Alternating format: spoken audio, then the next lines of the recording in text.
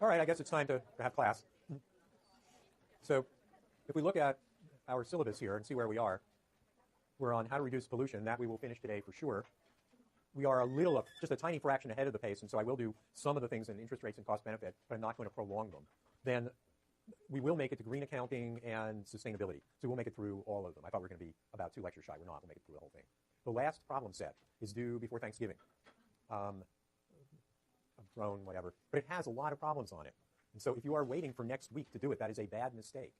You can do I think it's 6 problems. You can do the first 4, which are the harder ones by far. You can do those now.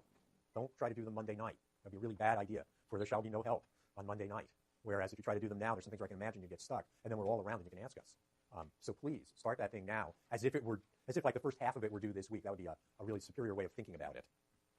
So that's the last of the problem sets.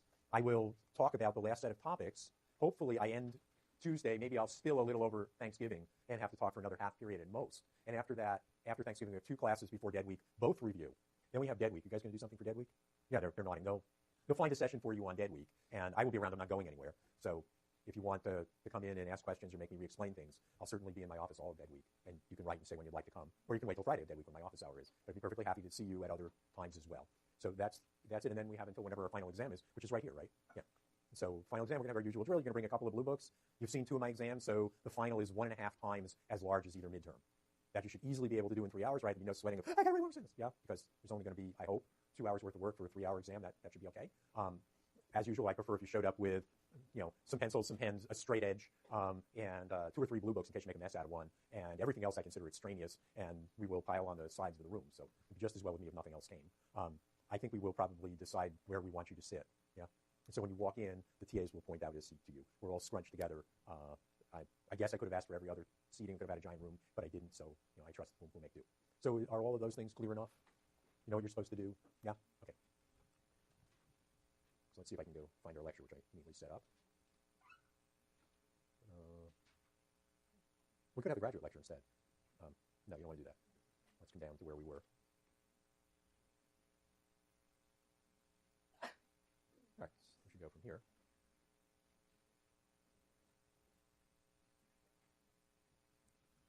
So if you have environmental regulations, you will have wise guys who will try to find a way around them. One of the examples that I'm pretty sure is in the book is the manufacturers of diesel trucks.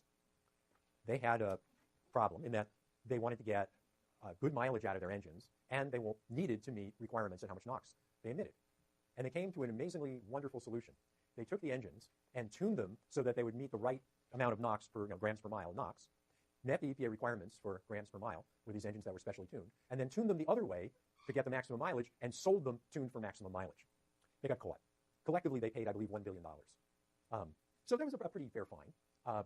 One of the car producers, Kia, I believe, recently decided that, from the Justice Department's point of view, Kia decided to lie about how many miles per gallon its cars got, and then advertised that they had 3 of the most fuel-efficient cars on the market, when in fact they did not. And they paid $350 million for that. Their claim was that they'd set up a testing area in Japan, and unknown to them, their testing area didn't really comply with the typical ones in the U.S., and that they simply made a mistake. But one way or the other, they paid a fair bit of money. So it's not uncommon that faced with the choice of compliance or cheating, people will cheat. Is this strange to you? Okay, no one finds this strange, right?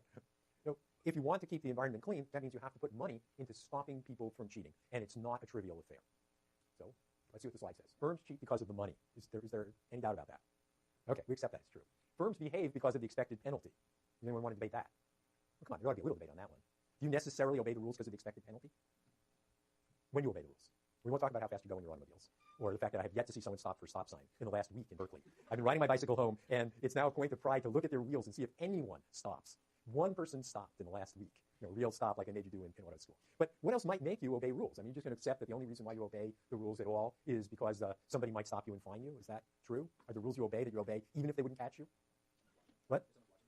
Well, that's some form of, all right, but tell me about it. Somebody's watching. Oh, okay, so you're just getting to probability of getting caught times fine, where we'll get to in a little bit, right? So expected penalty. Okay, so you've gotten us 2 slides down the line a little more sophisticated. But I want the basic question. So self-interest. So, riding your bicycle through the stop sign at Spruce and Eunice, past the place where the guy got in a horrible accident for doing that 3 weeks ago, you might say, well, the laws of physics aren't on my side here. When bicyclist hits pavement, the pavement comes out okay. Yeah, so that's one type of answer. All right, so very different kind of answer. I'm not worried about the law, but when they catch me for selling cars as if they were green when they're really not green, greenwashing, maybe the consumers are going to unreasonably punish me. Maybe they're going to decide, I wanted a green car and these guys are green cheats and I'm never going to buy from them. Yep, that's definitely a way to look at it. Are none of you going to work for corporations? In reality, some of you will, right? In fact, like 80 to 90% of you will. Now, when you work for them, and those of you who are engineers become a plant manager, are you just going to say, well, look, the chance the EPA is going to catch me for this is like 1 in 1,000. It's only the first time I did it, so they're probably going to charge us like $5,000. I'm going to make $10,000 on this. Expected penalties are all in favor of it. I'll go for it. You can do that? Why not? She has morals. She has morals. No. Is that possible? I mean, is it really possible you could go and find a plant manager and you could find that they just didn't want to do that kind of stuff? That people in business could actually have morals, if you want to call it that, or ethics, or some code of conduct, and then there was a personal cost to them to create an intentional violation? Could that be true? You're hesitating a lot here. So if you were a plant manager and it was profitable and it was wrong, would you do it? How many of you would do it? How many of you would not do it? Okay, well, you're actually what's going to be plant managers. So there's some degree of professional pride here that these people have because they're just you sort of 15 years later. And you can't necessarily get them to do the illegal act or the immoral act. They just may not want to do it. So there's something else going on in the system beyond just the self-preservation and the money calculation. There's also people who are part of the system saying, well, wait a minute, this is what the law is, and what you're thinking of doing isn't even close. I don't want to be involved. And so those people exist. From talking to people in the industry, you'd think they exist in profusion. And we can push it one more. Suppose that if the plant manager of a specific plant is totally amoral, there'll be millions and millions of dollars made, and there are 3 potential plant managers and 3 potential plants. One of them is amoral and 2 of them are not. How do you think this will sort? Will the amoral person end up in the situation where there's lots of money to be made? Yeah, they will. So it doesn't take that many people to be on the side of I'll do whatever makes most, because they are the person who will be paid most for managing that plant. So there's something about the system that takes people with a low moral threshold and finds for them the positions where it's most profitable. So you do see a fair bit of it.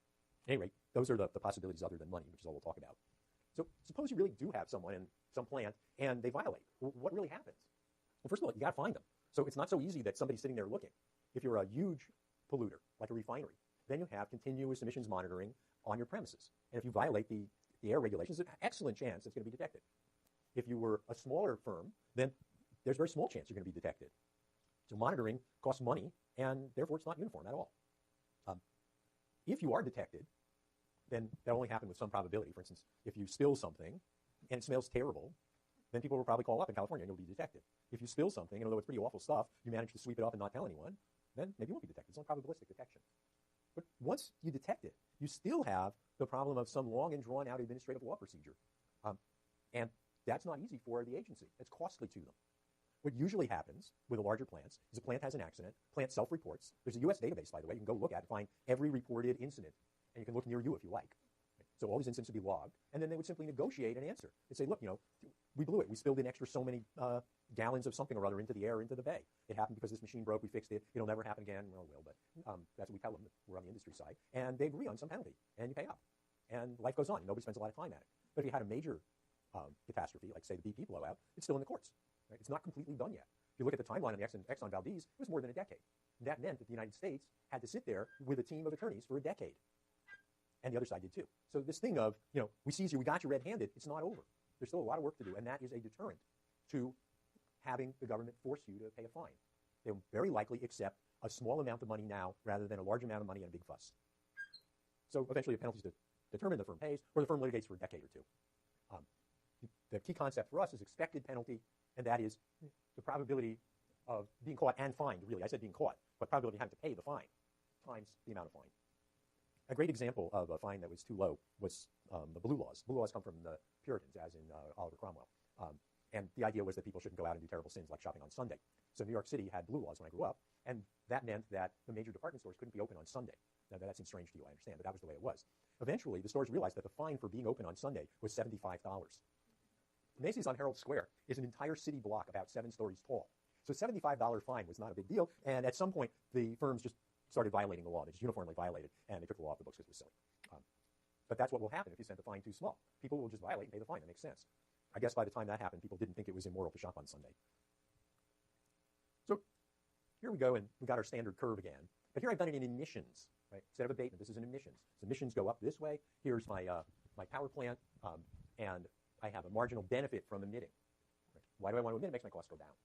Marginal benefit from emissions is how much my costs go down if I emit one more unit. Marginal cost of abatement, I'm going to try to get this off.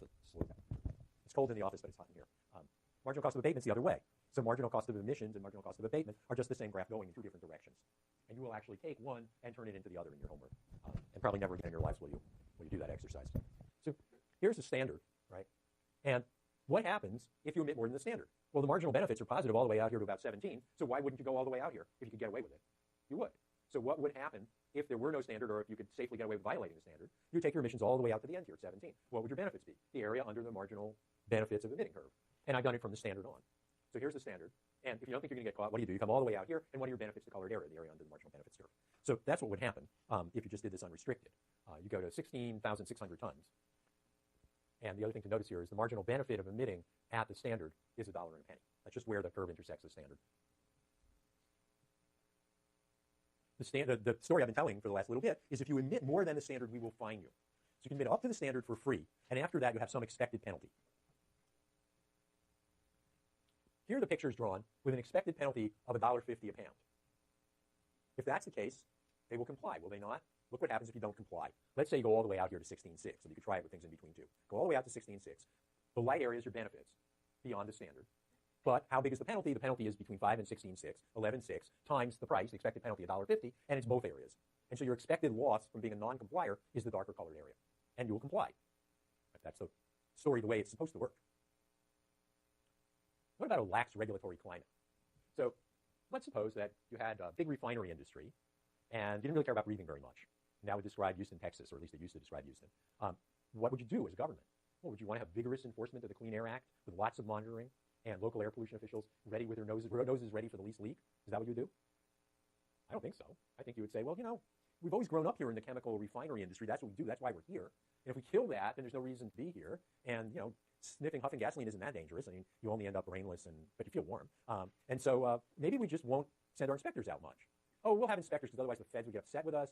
But we'll assign them to patrol the farmland outside the city to make sure there are no violations out there and keep them away from refineries. Right? It's roughly what you would do. And if you do that, then the expected penalty in our picture is something lower than $1.01. Here I've set it at 0.75. Now what do? Well, you set the expected penalty equal to marginal benefits from emitting. And what does that do for you? Well, indeed, as drawn, you emit an extra 2,000 tons. You pay 75 cents on average per 1,000 tons, but your benefits, again, are the area under the marginal benefits of emitting, and this triangle up here is the amount of money you make out of it. And if you move this line down, of course, you'd emit more and more and more. Why don't you emit out here? Because if you emitted out here, then from going 7 to 16, the cost would be a box with the top layer of the box up here at 0.75, right? Where the benefits would be the kind of shaded area under MDE and to the right of the dark area. And so you'd lose. So you wouldn't want to go out here. But here you'd make a little extra money. So if we're all about money, this guy would emit. Notice it's not huge, by the way. So if you get this off by a little bit, they make some money. But it's not the most huge amount you ever saw in the world.